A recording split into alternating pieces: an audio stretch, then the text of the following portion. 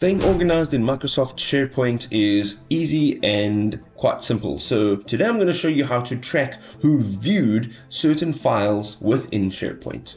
So without further ado, let's check it out.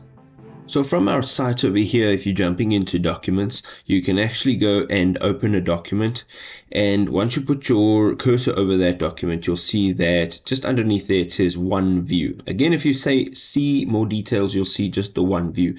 And if you click on this, you will see just sort of like the analytics for the views, but you won't actually be able to see who actually made that view. So let's fix that. Let's go up to the top right hand side. We're going to go into the gear icon and we're going to look for site information, and we're going to navigate to the bottom and look for view all site settings. It'll bring up all of your site settings, and you will have to be the owner to access these site settings. Now, if you're just a member, you will not have this access. Just under site actions, you'll see manage site features. Now, there's a bunch of features here that can be activated and deactivated. Now let's scroll quite a bit down. It's in alphabetical order. So we're going to go and look for SharePoint viewers.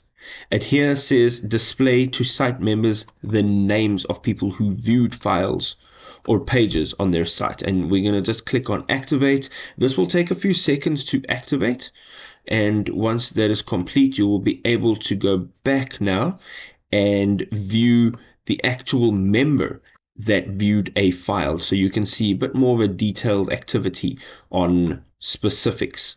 So let's go again right over here. Let's click on the two views, and here again your analytics and the viewers. You'll see right over there who viewed this document.